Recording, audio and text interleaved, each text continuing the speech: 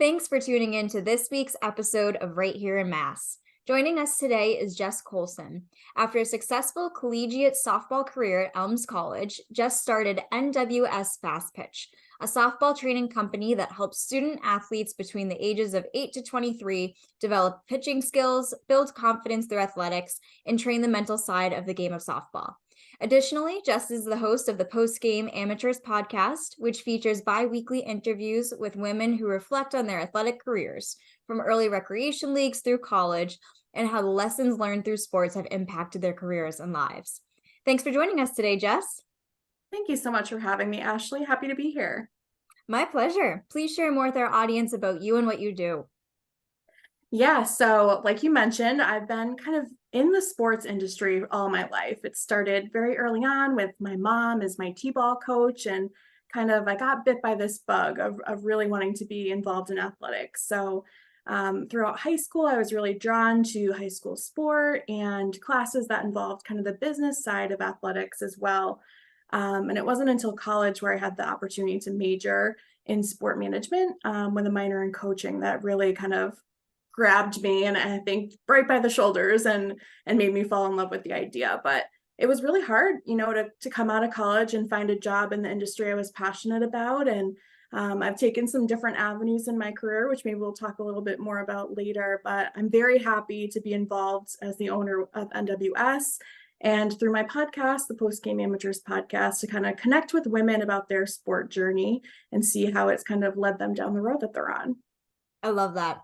And so first, let's start with talking about NWS. So how would you say your collegiate softball career led you to start your softball training company? Yeah, so I had a really wonderful time at Elms College, very successful career over there. But when I graduated, I was really hungry for a way to stay involved. It seemed like such a major part of my life just ended really abruptly, and that didn't seem fair in a lot of ways. So I actually became a pitching coach first with NWS, which was under different ownership at the time. But a full circle moment for me, because that's the company I trained with growing up. So it's kind of like this Oh my return gosh. home in a way, which was super special. And then years later, the owners were moving out of state, and I had the opportunity to buy the business and kind of bring my own culture to it and put my own spin on it. And so now working with athletes as young as 8 who are really just like dipping their toe into the pool of getting involved with softball and the seriousness of training, but also, the fun around it as well. And then being a sounding board for those who are interested in continuing on to the collegiate level. How do we apply for scholarships or make skill videos so that coaches know what you have to offer, get signed up for all those different showcases and things like that. So it's given me a real way to give back, I think, to the community that's given me so much. Absolutely. And I think it's so fun that you had gone through NWS. And so, like you mentioned, that whole full circle moment. Did you know that one day, or maybe have the passion to start a softball training company? Or was it something that almost just fell into your lap and you're like, I think this might be something I want to do? Yeah, I think it's a little bit of both, actually. I've Mm. I've always been a people person. I've enjoyed connecting with people and getting to know them and their journeys. So when the opportunity came around, it just felt like a natural progression. I had been building relationships with student athletes in the community already, just not as, with my owner hat on, or lead instructor hat. So it felt like a natural progression, but I will say it felt like some serendipity there as well, some divine intervention. Absolutely. And so I always love speaking with people who have purchased companies, because I find that really interesting with the whole process of buying a company that already exists compared to starting one from scratch. And so I'd love to hear what that process was like in terms of maybe logistics or loopholes you might have gotten thrown that you weren't expecting, or even interesting things that have happened. Yeah, it's a really interesting experience, and one that has been very rewarding, but certainly had its challenges too. And I think the main reason for purchasing for me was name and brand recognition. Yeah. NWS was established. I'm 30 years old. I was 11 when I started taking lessons, so it's been around a long time, and folks know what it's about. So that brand and name recognition really stuck with me. They have their own travel team side of the business too. So if folks are out in the community during the summertime, they may see NWS 16U playing some softball tournaments. But I think, as you know, with your business as well, like getting yourself registered and all Mhm. the tax information, those were some like learning curves in that first year where I definitely learned a lot. And to be able to rely on my resources around me and the connections I've made to help me through that process.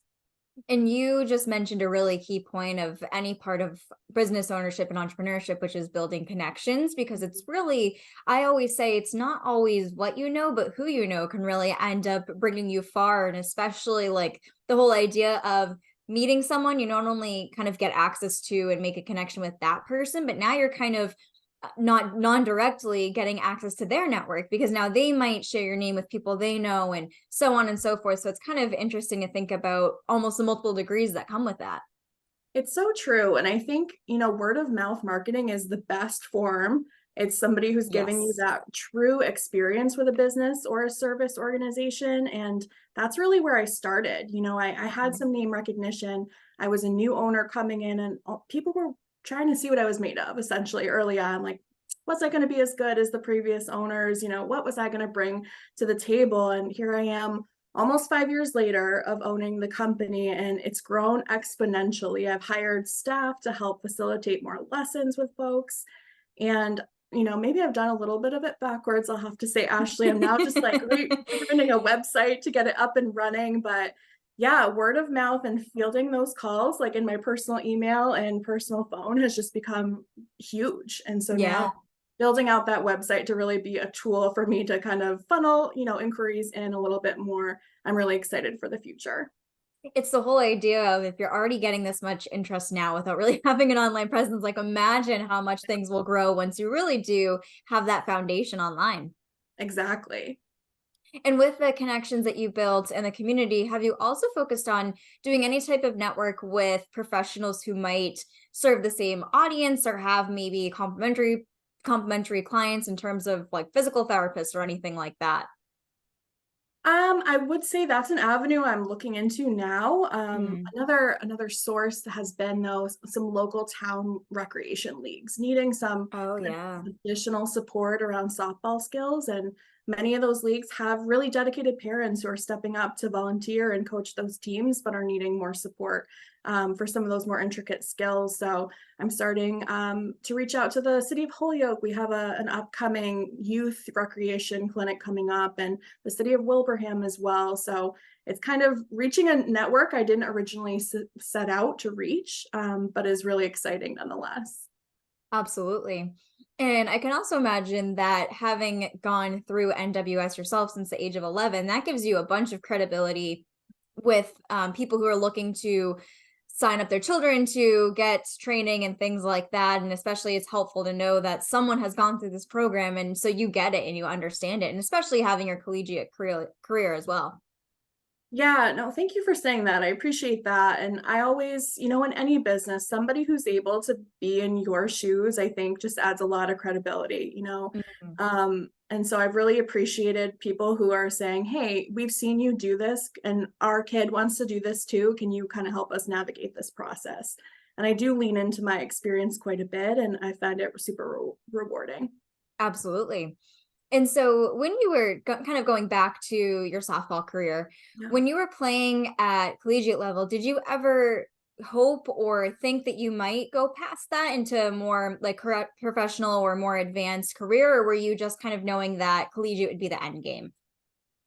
I think for me, collegiate was the end game. I started my career at a Division II institution. I was on scholarship. It was a great team, but the school academically didn't offer what I was looking for. So it was a Mm. hard decision to leave that space and that financial support that I was receiving in college. I think of myself, I'm still paying off student loans, and the student loans many folks are facing, many folks who probably listen to this podcast. But I decided to go D3 to have a better collegiate balance. The Mm. competition level and the training level was still very intense, but I was able to see my family more and was able to work a part-time job to support that kind of financial loss that I'd experienced once I lost the scholarship.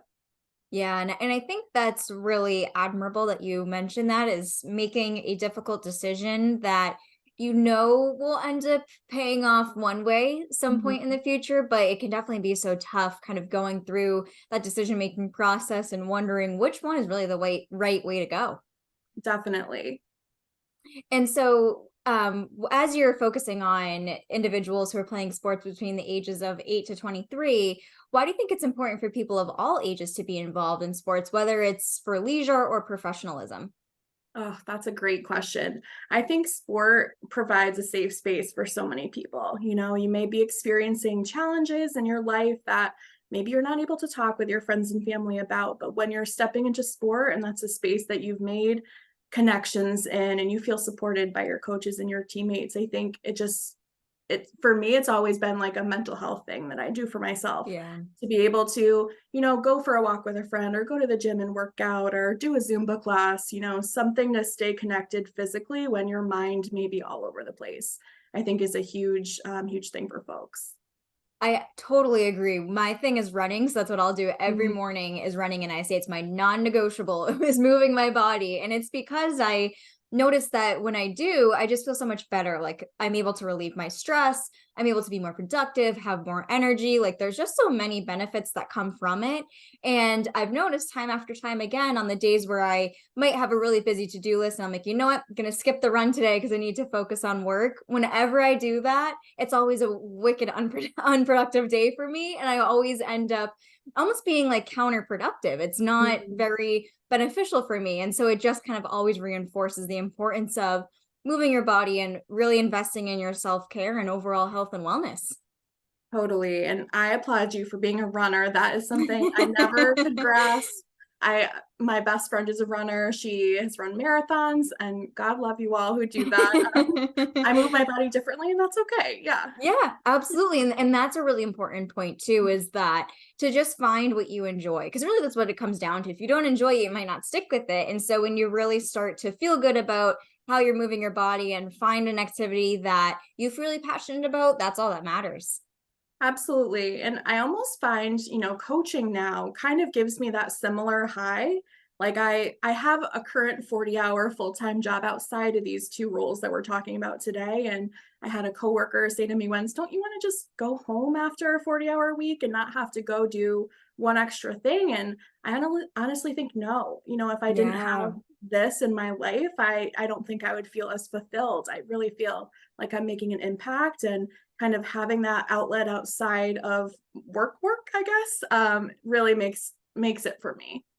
I love that perspective. And it's exactly how I feel as well. Like with my marketing agency, that's like my full-time thing. But with Massachusetts Business Network, this has been the passion that I've really been able to use to like scratch my itch, as they say, Mhm. where like you feel so passionate about something and you just want to get involved in it. And I think it's a really great way to just kind of ensure that you're still filling your cup in that sense and doing the things that are important to you outside of work. And I mean, I don't always love saying the phrase like, if you love what you do, it doesn't feel like work, because I think it does feel like work still in a sense, but you can still be fully invested in what you're doing, but also still feel really passionate about it as well. Absolutely. We are speaking the same language. And so another thing that you do as well, which we mentioned at the beginning, is the podcast. And so I'd love if you could share with our listeners how that idea came about, what it's focused on, how you find your guests, all of the good stuff. Yeah, so the podcast is funny. It was born in the pandemic, right Mm, in the heat of isolation, I think. I was searching for a way to stay connected to folks. And it really started, from me wanting to reconnect with my own network. So a lot of the initial guests in the first season are people very close to me. But it's so funny, and maybe you find this too, Ashley, when you have your set of questions you're going to interview somebody about, but something else always rises to the top, and it's just such a unique perspective each time you do it, that it really just filled me up in a time where I was feeling the isolation like many mm, people during that time. So early on, I was really reaching out to those friends and family to say, "Hey, I know you had a great collegiate experience. You played a sport in college. You're in this career field. Can we talk a little bit more about that?" And people were really receptive to it. I don't think we get to reflect on our college years in that sense, especially now that, we're older adults in the working world. So it was really nice to hear stories from people I hold so dear, and learn more about them too. Honestly, I knew them up until a certain point and maybe only know one facet of them, but to kind of dig deeper and get into those levels is really special. Absolutely. And you totally hit the nail on the head too. And you mentioned about having a set of questions and then you really get into the conversation. You're like, oh, this is so good. I'm just going to totally like veer off course. Yeah. Those are my favorite types of conversations where you feel like you don't even have to refer back to the questions because the conversation is just flowing so easily and so nicely that it's almost like chatting with a friend. And I Yeah. think that's one of the best things about podcasting is just you meet people and it feels like you've always known each other in some sense. And it's just so interesting that it could actually be your first time meeting, but just having that connection with someone who has similar interests and backgrounds and history and stuff like you, it's really gratifying. It really is, and I've been most surprised by, I think, people's vulnerability. I've Yeah. done a few seasons so far, and even people I don't know as well, like really willing to go into some heavy stuff, around eating disorders and body Mhm. image and depression and anxiety. And it's never like a pressure situation, but I feel so grateful that people feel comfortable in that space to really share in the hopes of reaching a listener who maybe is experiencing something similar. Exactly. And that's what's so powerful about storytelling is that the stories you share are helping someone who's currently going through it and able to support them. And especially with someone who might not think there's anyone who gets it or who understands it, they might listen to that episode and be like, oh my gosh, this person totally knows this is exactly how I feel. And that's really a great connection to have as well between the guest and the listener, not only just the guest and the host, but the guest and the listener who might be listening to that podcast even time after that, months, weeks, years, whatever it might be. Absolutely. And how do you go about finding your podcast guests? Because I know you mentioned you kind of started with friends and family members who you knew had a collegiate career. How have you been able to source guests outside of your current network? That's something I personally feel like I could be better at is just reaching people I don't know. And so I Yeah. always love asking people like, how do you do it? How do you find the right fit? It's similar to something you said earlier. It's about who you know, right? So I've Yeah. been getting a lot more referrals as the podcast kind of grows and more people are listening. I'll have, colleagues from previous positions say, hey, I think you should talk to so and so. Let me introduce you. And like you just did for me with one of your friends, I'm hoping to have on my show soon.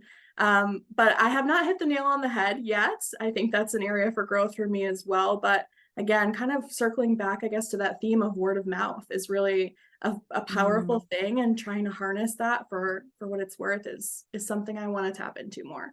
Absolutely. And a really interesting component of your podcast that I was like, oh, that's so cool when you had shared it with me is the fact that collegiate sports, or even just sports in general, can really influence people's careers and their lives and their professional journeys. And so I'd love if you could share maybe things that you've found just from your own experience or from the guests that you've brought onto your show and really seeing how the sports and professional lives are really intertwined in that sense. Yeah, definitely. I think the one that kind of sticks out and comes to mind first is that teamwork atmosphere that Mm, you get when you're playing a team sport. Maybe some other sports don't have that as much, but when people are graduating and kind of are looking out for that first job out of college, I'm finding that a lot of my guests are asking more about company culture. They're asking yeah. about opportunities to collaborate. I think they're not looking for isolation and kind of working on their own. And the ability to feed off of other people, all working toward the same goal, is something my guests have been really hungry for. I think that's really interesting and something I honestly didn't even think about, but it makes so much sense where you realize that just like in a sports team, in a career and in a company, you're one piece of a whole ecosystem. And so everyone really needs to play their parts and work together in order to reach that one common goal. Absolutely. And I think there's some, sense of empathy around that too, that if you have a team member who's really struggling, being able to lend a hand in that moment, knowing that, yes, they would do the same thing for you. Mm. So kind of that element of teamwork too is something that's rising to the top. Absolutely. And I can also imagine just kind of thinking about my own experiences would be maybe like discipline or time management, even with when you're in a collegiate career, like a sport career like yourself. I mean, you really have to get good, I imagine, at balancing school and your part-time job that you had and playing softball and all of that stuff. And so I feel like any type of athlete, whether professional or not, definitely is a master of time management skills, with just being able to tie everything together and make sure they hit those deadlines on time.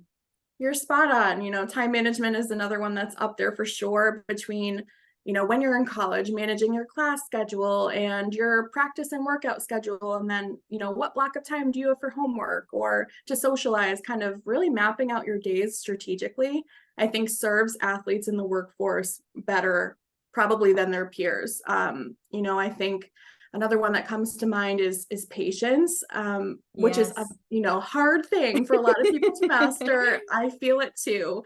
But patience with yourself, with your colleagues around you, and with your supervisors as well. I found in my own experience that there are some things that I'm seen as an expert on, and people aren't going to get it right away when I'm explaining it to them. So having that Yeah. ability to say, okay, we're going to go through this a little differently. Let me try and reach you in a different way to share my knowledge with you. Yeah. I think that's such a good point, especially because it reminded me of this saying that I once heard. And it's something like, I'm totally butchering this, but something along the lines of like, something may seem super easy to you, a concept might seem super easy to you, and that's because you're an expert in it. But when you try to explain to someone else, they might not necessarily understand it, and that's because they're not an expert in it. And it just kind of goes to show that it can be really important to almost take a step back and kind of remove that bias ultimately, and think about how the information you're relaying might not necessarily be someone's zone of genius, and that's totally okay. Mhm. Absolutely. And I think being able to see those differences in one another, but yet still come together and work together toward that common goal, says a lot about what type of workplace you have too. Definitely. Mhm. And with the podcast, do you see yourself doing anything more with it? Do you see yourself really kind of honing in on that podcast journey, if not turning into something even more that you might offer? That's a really good question. I think a lot of the podcasters that I admire kind of have this I'm going to call umbrella brand, right? And the podcast is kind of one arm of that, but they're doing other things as well. And it's something I've been thinking about a lot. How can we elevate this to reach more people, but specifically try to reach more youth as well, who may be thinking about, okay, are sports in college for me? And what else am I going to get out of it other than that, 4-year experience? What are kind of Mm, the fruits of that labor down the road? And for me, something that rings true is the alumni network that I had at Elms College, where I ended yeah. up finishing my career. And the hundreds of women who played softball before me have reached out their hand to me time and again to say, here's this opportunity, Jess. Oh, I mentioned your name in this room, Jess, for this Oh, I opportunity. love that. So it's so special. And I think, we were lucky to have one coach who coached all of us. So we all Mhm. had this really tight knit camaraderie. But that kind of networking element, I think, is something I would love to bring into the podcast a little bit more to provide more opportunity and resources for folks. I love that. And just as you're speaking, I started thinking in my head, I'm like, oh, I feel like maybe she should host like workshops or conferences for like eighth graders, or when girls might be at that Mhm. age where they're starting to think about sports down the line and getting scouted and stuff like that. And I just think that would be like a really powerful move for you to take, and just kind of go down that path and Yeah. following that educational journey really is what it is. Well, Ashley, you are hired. I'll bring you on board anytime. But I appreciate that. I've thought about public speaking as well. I think just like anything, I've gotten better at it over the years. The more you practice, it's really scary sometimes at first, but I do think that there are things I can bring to the table that can help other people. So I'm trying to get over that fear a little bit and kind of lean in.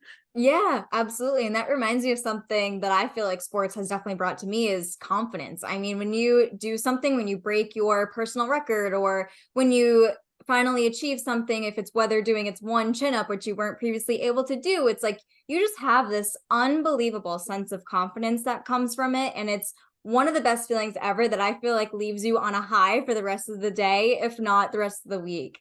And so I think that that is one of the most amazing things about being a part of some type of activity is just the confidence that you'll build from it, really, that definitely carries on into other parts of your life.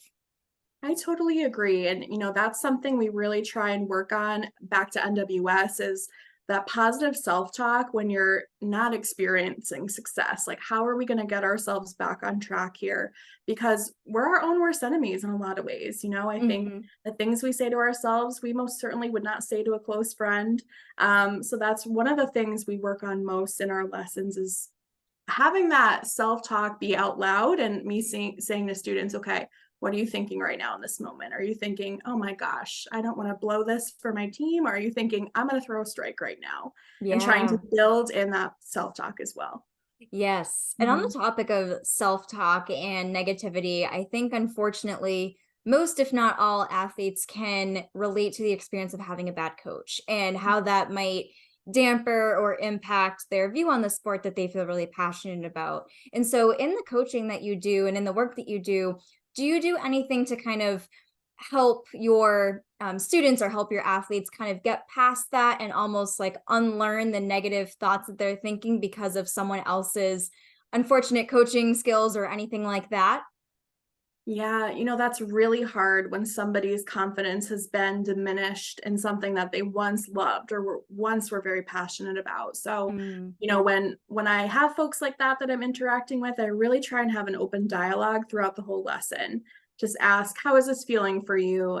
Does this make sense? Am I relaying this in a way that, is applicable to what you're doing? Um, but knowing that it's not going to be a one-time fix, it's going to take that constant positive reinforcement to kind of build them back up and get them to a space where they're really enjoying it again. Because just yeah. like you said earlier, you want to have fun doing the activities that bring you joy. And if you're not having fun, it may be time to step back and kind of reassess, well, okay, what are those triggers that are causing that? Yeah, and that's such a good point too, is thinking about almost like those subconscious things perhaps that are Mhm. really influencing your thoughts and your feelings and what you're going through. Absolutely. Yes. And one of the things that you had mentioned during the show, shifting gears here a little bit, is that you still work a 9 to 5. And so that like blew my mind where I'm like, oh my gosh, she has a podcast, she has her own company, and she's in a 9 to 5. And so I'd love if you could share more about what your career is in that aspect and how you just juggle it all. Yeah. I never sleep. No. That's what everyone says, right? But when I graduated college, I was not finding careers in sport that made sense. I think there was this sense of, okay, I need to make some money now. Like I have real people bills, mom and dad aren't paying for things anymore. And so I was lucky enough to find a job at Elms College, actually at my alma mater in alumni relations. And Mm, so that was my first step into kind of that alumni engagement and fundraising realm. It had a lot of things I liked. It had the opportunity to make connections with people and to build relationships, which is far and across the thing I love most about any job that I have. Um, yeah.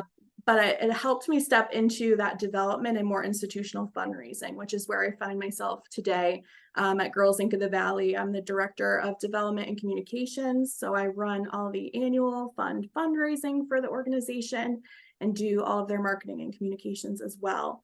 Um, but I think, fundraising is one of those jobs that you don't hear about at your career fair in high school. It's not, something that's talked about. So when I first got my, alumni relations job, I was like, what is this? Is this going to be like me for a couple of years while I figure some other stuff out? But here I am 8 years later in the development field and raising money for a mission I'm really passionate about and really connected to.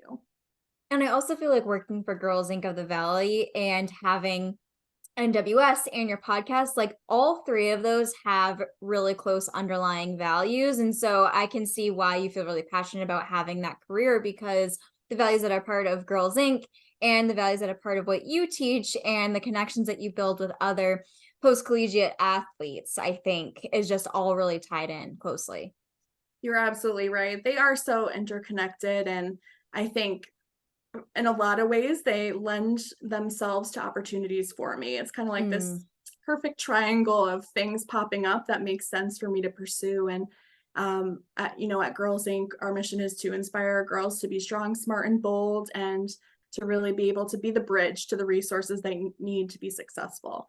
Um, so I think in a lot of ways that trickles through to the other positions that I have. But my position at Girls Inc. is not as hands-on with the youth.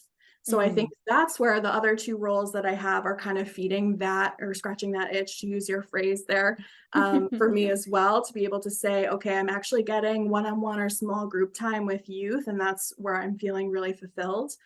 Certainly, we know organizations need money to go on and to do their mission. And so I really enjoy being able to provide that at Girls Inc. But I do wish I had a little bit more FaceTime with youth, because they're just so cool and so awesome. And anytime you get to meet with them, they're really fun.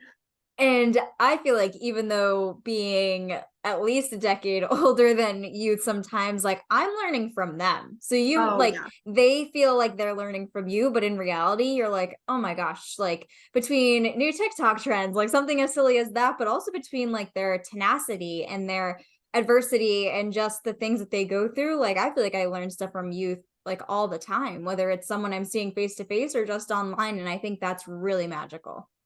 I agree. And one of the most fun times I've had at Girls Inc. working with youth was for a major fundraiser last spring, where they were getting on stage to tell their stories about their lives and their experience at Girls Inc. And so we were doing some like public speaking training. And again, like I'm circling back to that theme of vulnerability. These kids are just so open and willing to share, and are proud of their roots, and I think excited about their futures, that it's so magnetic when you get community members in the room to hear from them. It just is such a feel-good environment.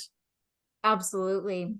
And with everything that you do, it kind of reminds me of something someone once said to me once that I feel like totally shifted my whole perspective on like the work-life balance, which is really that there is no such thing as work-life balance. It's just whatever balance feels good to you. So some people might do the 9 to 5 work and then the rest of their time, that's like their play time or off time. But other people might work longer than that and then have shorter breaks, but that's what they really enjoy. And so I think it's important to just find that timeline or that flexibility or that rest period that works for you, and just kind of knowing that you might not have the ideal balanced time scale that everyone else does, but again, it all goes back to what's filling your cup, and that's most important. Absolutely. And I am getting better at taking vacations from all of the roles.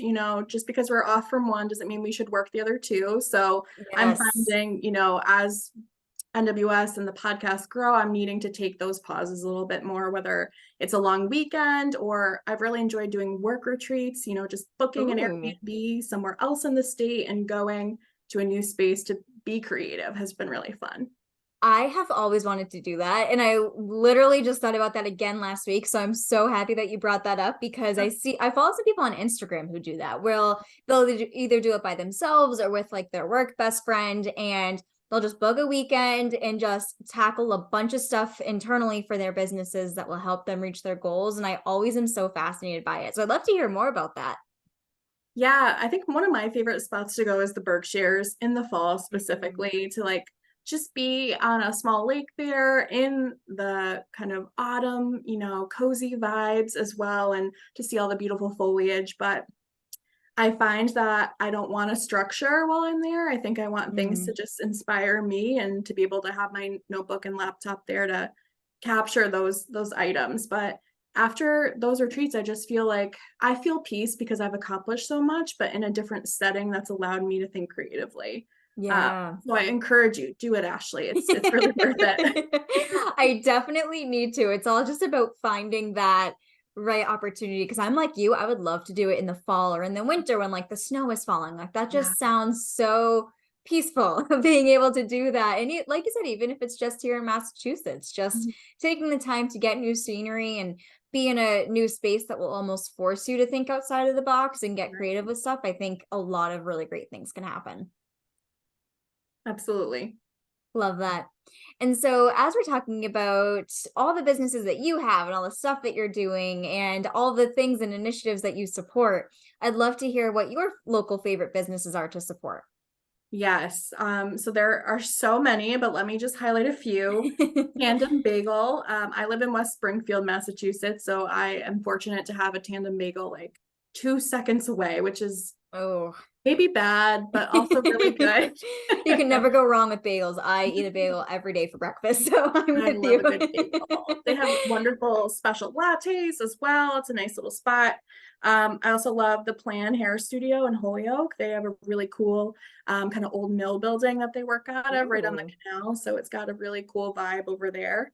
And then also in Holyoke, Fame Restaurant is a new space right actually next to the Plan. So perhaps you can get your hair done and then you can go grab a bite to eat. But they do really awesome drag brunches on the weekends too. Oh, that sounds so fun. Bringing like a lot of culture to that area and a lot of good times. Oh, that sounds amazing. Jess, this has been such an awesome episode, and I've really enjoyed and appreciated the opportunity to learn more about you and share it with our listeners. And now I'd love if you could share where they can find you online in case they'd like to connect with you further. Absolutely. So you can connect with the podcast, which is the Postgame Amateurs Podcast on, oh my gosh, on Facebook and Instagram at Postgame Amateurs Pod. And then NWS is also on Facebook and Instagram at NWS Fastpitch, MA. Girls Inc. of the Valley also on those platforms at Girls Inc. Valley on Facebook, Instagram, Twitter, and LinkedIn. Perfect. And I will link to those in the show notes. That way our listeners can click through and connect with you from there. But thank you so much again for being a guest on today's show. Thanks for having me, Ashley. This was very fun.